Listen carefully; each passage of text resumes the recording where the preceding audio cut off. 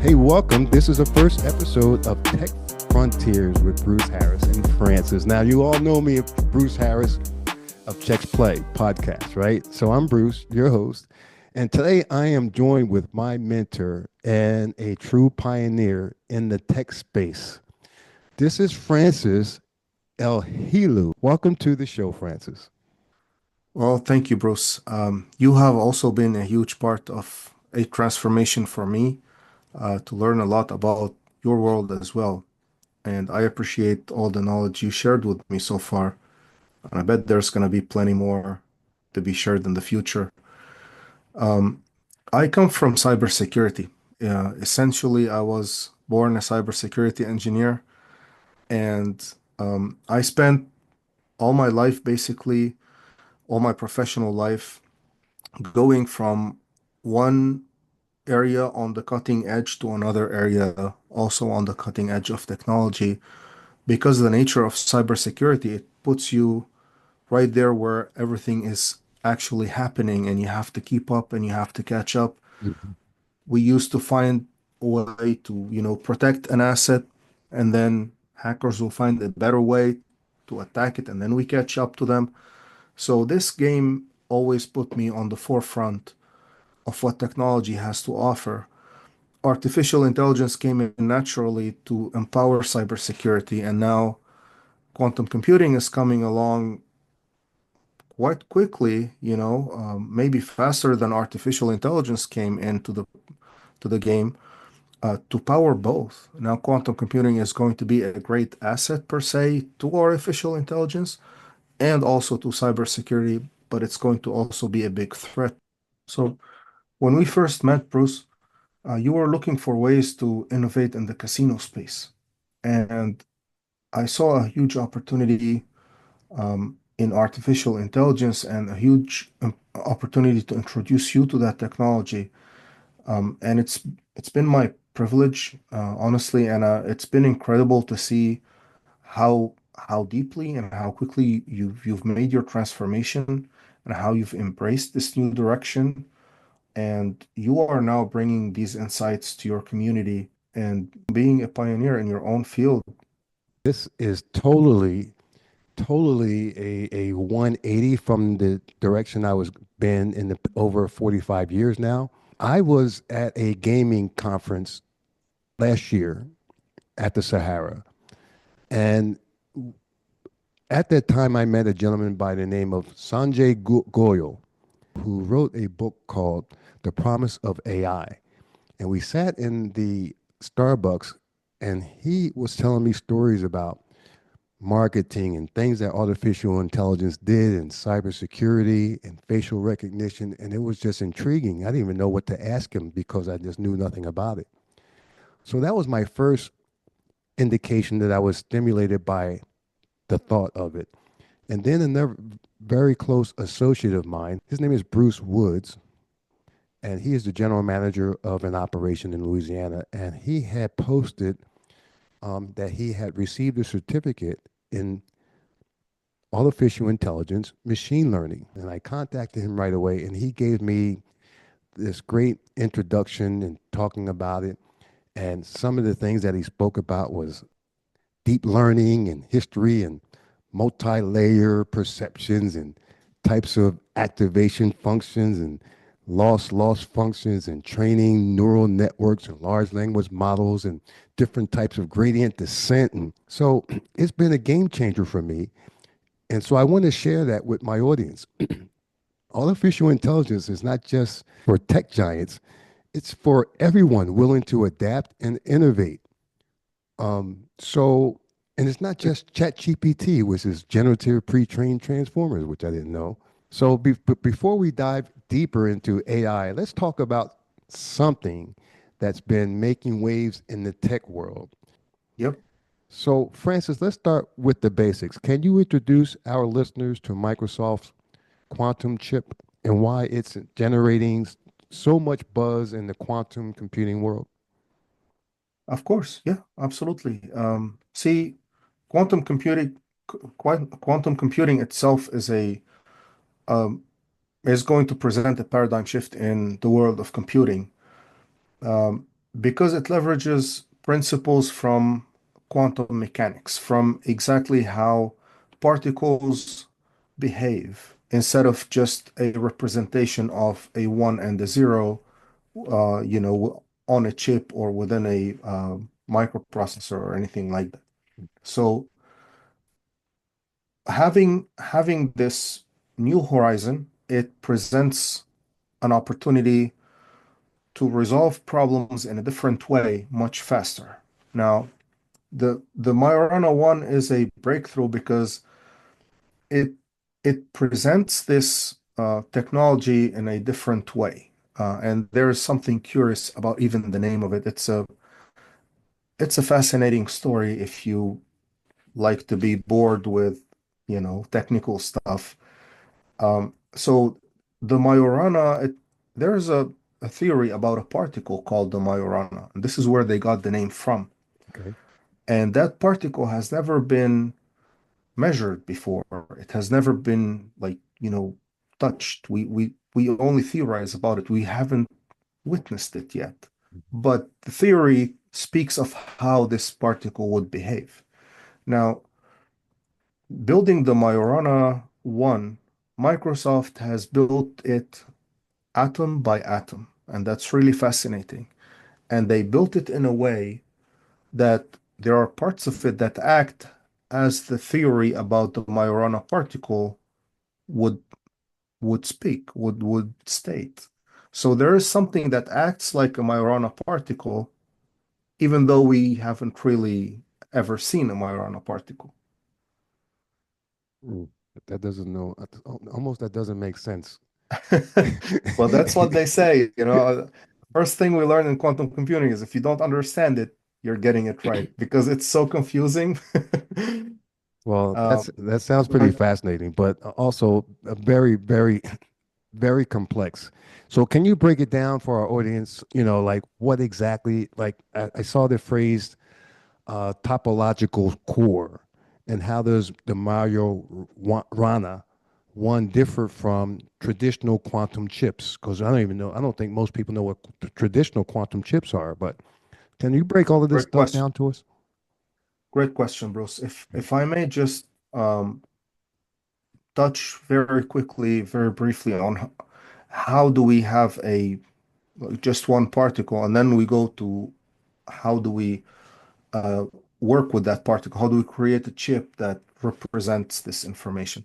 Okay. So in quantum computing, imagine trying to trap a particle. You can trap it into a physical structure, or you can hold it like this within a few different electromagnetic fields. Hmm. If they come in a certain formation all around, they can just keep that particle in a specific spot for you to measure it or to read it and to study it. So, just like when I'm sitting in my artificial intelligence class, I go through this period of time and I'm like, what's going on? What's being said? Because I don't understand it. But after about 20 times, I start to see it and I start to understand it. Speaking of real world problems, what kind of industrial scale challenges could quantum computing solve? And how does this tie into cybersecurity, which is a big concern for many people in this audience right now? What's the deal? Right. There's a lot of theories that have not been proven in any way, but there are a few areas where we know quantum computing is going to make a big difference, or rather, maybe a revolution. Um, Areas like medicine and environmental science and logistics, even cybersecurity and artificial intelligence are going to benefit from quantum computing. The implications are going to be exciting for sure, but they're also going to be very concerning for us. Okay, wow. Well, how so? How so? Well, see, because you can represent information in a different way, you can run mathematical processes in a different way as well. And the encryption methods that are currently unbreakable with our current means will become vulnerable. Um, Quantum computers will be able to crack what we now consider a safe algorithm for encryption. And it's proven, it's already mathematically proven. We're just waiting on the hardware to be developed for us. Very much like artificial intelligence was maybe a decade ago. We had great theories about what we could do with a computer if it only were fast enough. And then somebody invented the GPU and like, well, there you go. Mhm. So, for my audience, Francis, in the casino industry, Yes, sir. specifically the casino industry, and cybersecurity, as I said, is the top priority. Yes, How sir. can they start? How can operators, directors, and the decision makers start preparing for this quantum future there's many industries, but I'm speaking directly to the casino industry. So in the casino industry, as in any industry, there is some basic principles we can't go around. There is a an overwhelming percentage of hacks, problems that happen of you know issues that we come across every day that happen because the user on that computer wasn't educated enough on the ways of the hacker. So that's where we always start with education. We want to understand, those people trying to hack into your systems, they have their tricks. It's rather known. You may come across one that's, very different than the others or much smarter than the others, but 99.99% of what's out there is very much similar. Mhm. So if we start with education and with the user on that computer, it could be, the GM, or it could be the phone operator, or it could be anyone in between. If you have a computer in your phone, I mean, in your hand, phones included, Mhm. you want to understand what the hackers are trying to do to you. And Mhm. that's where it starts. That's where the first cornerstone is laid in education. And then after education, we will consider upgrading infrastructure or using more advanced technology, using more methods. Speaking of quantum computing, there are different algorithms or different approaches to encrypting your data with today's technology, but would make it more resistant to future technology, even though we don't have quantum computers yet, but they'll be here very soon. So Okay. yeah, we start with just education, and then we proceed on to the infrastructure and Mhm. um, the software and the technology that we use. Okay. So, where do people get educated? How do they get educated? There are different platforms that provide education, Okay. and they test you for it, right? So you get assigned some training, a certain amount of time per week or per month, whatever your role needs, or whatever your manager decides, for example, and then you learn that, it gets assigned to you, it gets reported back to your manager, and then you get quizzed on it one way Mhm. or another. We may send you some apparently malicious code, see if you're going to interact with it, or a phishing email, Mhm. and see if you're going to fall for it. Of course, it's going to be safe to send. It's not going to break anything, but it'll flag a big red page and say, Mhm. hey, you fell for it. You got to pay more attention. Very good. Um, Very good. How does companies like this is Microsoft's approach with the Mayo Rana one compare to other companies like Google and IBM? right. Well, everyone you mentioned are working on their own versions of this chip, and I wouldn't be surprised to see more breakthroughs on different levels we haven't even heard of yet Mm. very, very soon from any one of those giants. They are not to be taken lightly. As far as the role it's going to play, it's probably going to empower the infrastructure and the technology that we already have. So it's not going to replace anything. I don't foresee us not needing our computers anymore because we have quantum computer. I don't think it's going to work that way. We will always have what we have today, but we can augment it with quantum computing. Imagine areas like healthcare, having access to a additional tool um, that makes it possible to, read your DNA in a different way and Hmm. experiment with different proteins in a different way, and then be able to give you great answers much quicker than what we have today. And then you may take those answers and then proceed with whatever the normal process is, but it will save you, hundreds of years of research, and then you can proceed however you may. That's how I see. I see it just helping each other, being a symbiotic relationship. Okay. So, what does the future hold? Do you see it? Will it cure cancer? Do we have a shot? I mean, I know that you can't answer that because I don't know who can answer those kind of questions. But the potential is greater now with this quantum computing. Is that correct? Would you say that? It absolutely is. If you had asked me 5 years ago what is artificial intelligence going to bring about, I couldn't have imagined what we have today. Understanding how the technology works is one thing, but foreseeing the potential it might bring about when it becomes democratized, when it becomes available to the people, when, scientists from this area put their brain into it, and then some other scientists from another area put their effort in, it's really, really difficult to imagine how much potential is hiding in there.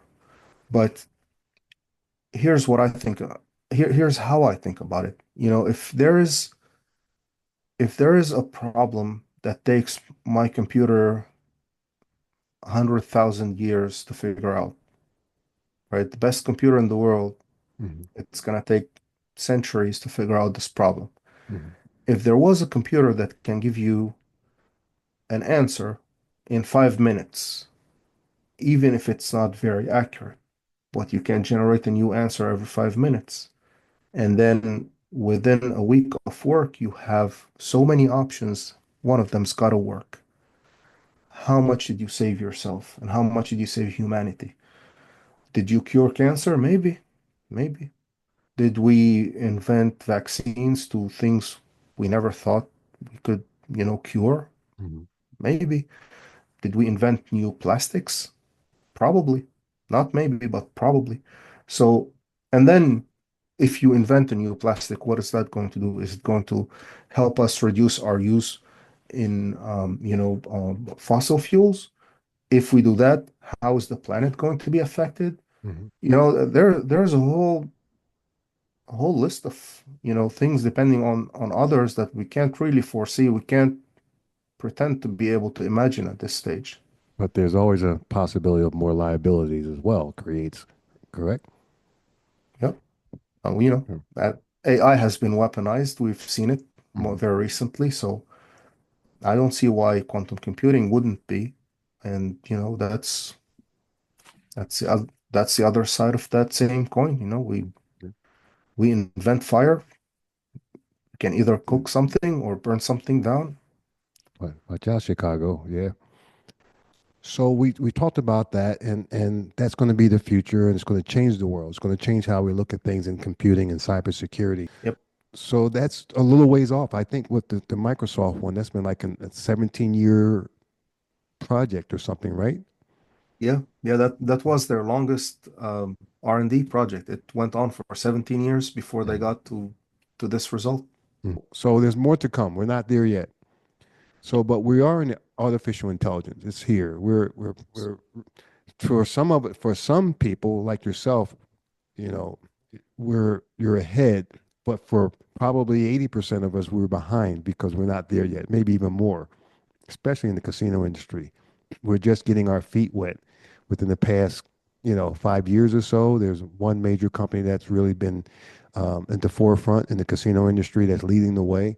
What are the Right. things that what are the things that you see without giving away the secret sauce and your transition from just not, being a data scientist, you're MIT, you're all of these things, you're this huge mathematician. How do you see yourself coming into helping to migrate or support and find ways to do things better using artificial intelligence. Not just talking, I'm not talking perplexity or deep Right. seek. I'm not talking about llama and ChatGPT or generative pre-trained transformers or neural networks. I'm just talking about analyzing and moving, you know, taking all of this historical data and making predictions. And what do you see? What's your take on this?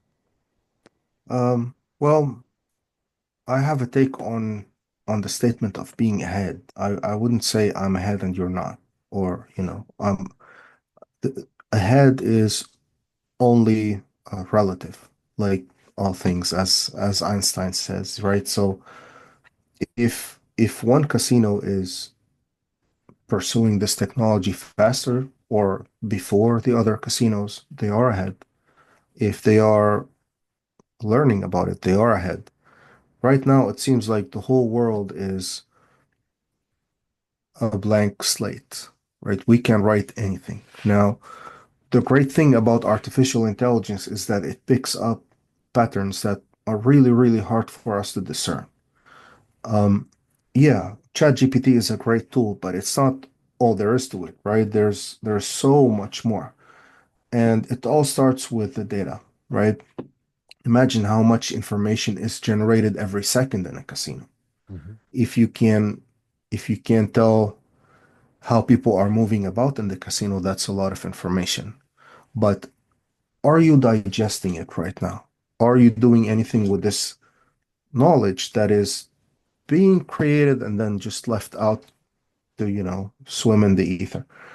There's so much that we can learn from any kind of data and pick out those patterns using this technology to be able to tell a story.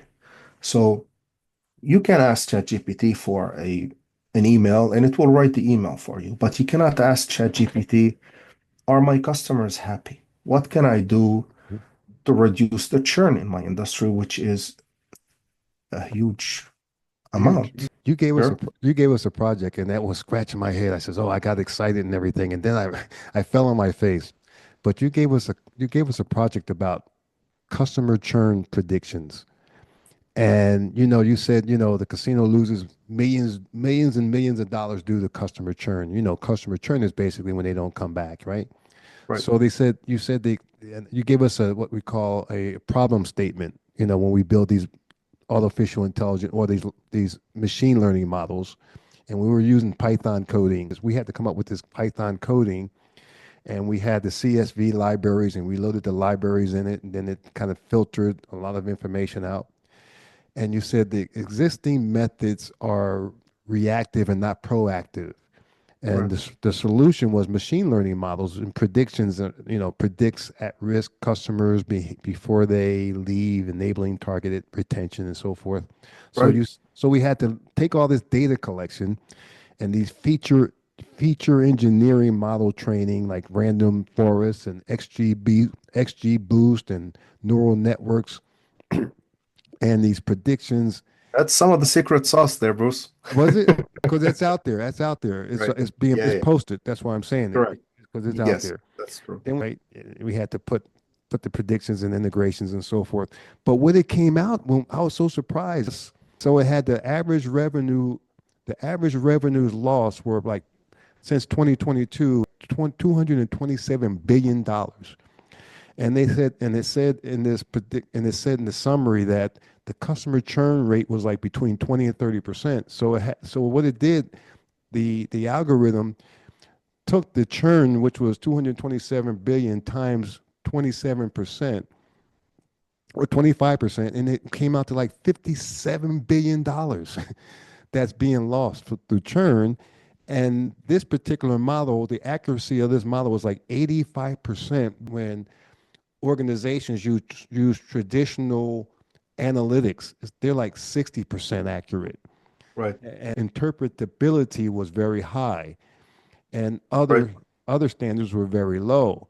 So that was interesting that you gave us that project, and that's when my eyes really lit up to understand how we can implement this technology and exceed the competitors or other That's correct. casinos. right? That's correct, Bruce. See, the fascinating thing about artificial intelligence is not that it only finds what lays in the data, but it also can predict how the current data is or might evolve. I I I probably gave this example way too many times, but it's always, a great example to share.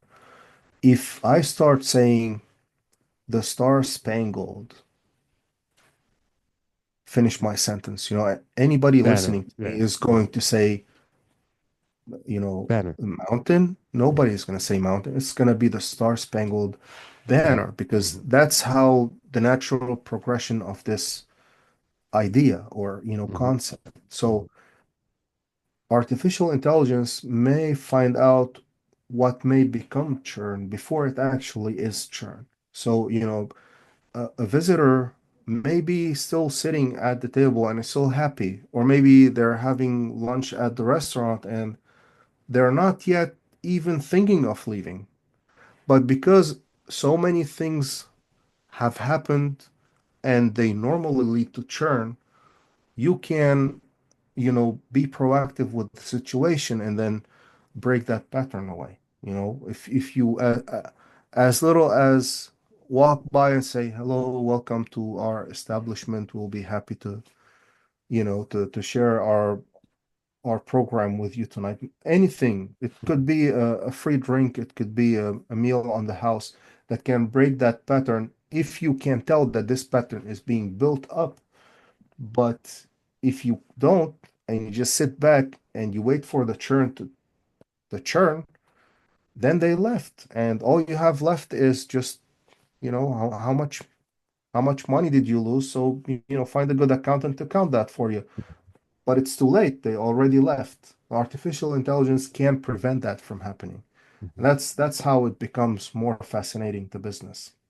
Well, Francis, it's been as always, when I get together and get to listen to you explain the future and explain things that I have never thought I would be talking about, say, what, 7 months ago, 8 months ago.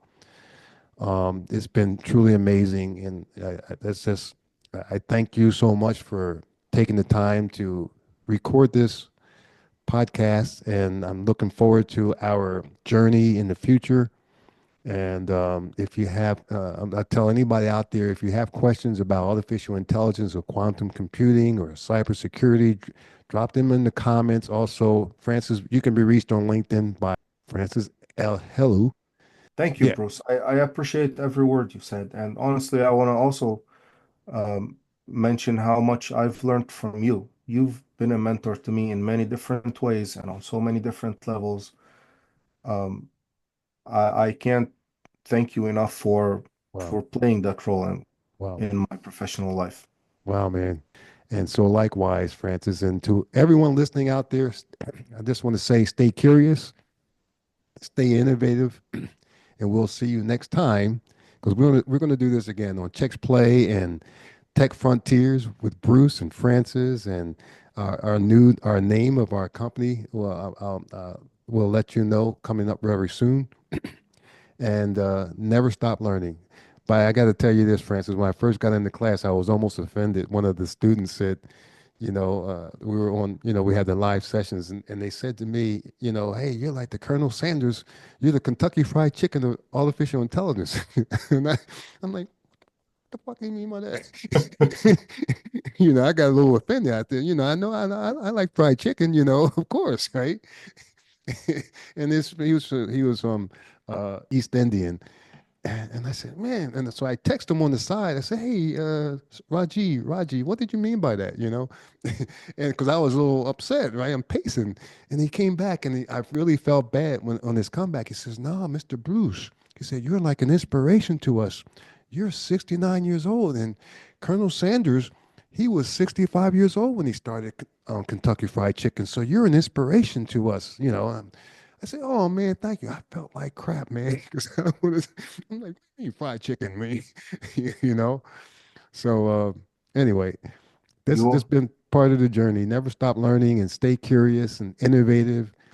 And we'll see you next time, okay? And don't forget to subscribe to our YouTube channel and follow us on LinkedIn for updates on future episodes. And so, if you're in the casino industry and want to learn more about how AI and quantum computing can benefit your business, reach out to us directly. Thank you for this time, Bruce. Stay curious. I always listen to Bruce, guys. He's never given me a bad advice. And always keep in mind that, this is a new field relatively. So those who are ahead are just maybe a year ahead or a few months ahead. So you can catch up pretty quickly and become a real pioneer in your field. It's not something that's, too far away or too difficult to achieve. Technology is there. We're here to support you. Yeah. Keep curious and keep learning. Yeah. If I can do it, anybody can do it, man. I tell you, this is something else. Thank you so much, Francis. Until next time, bye now.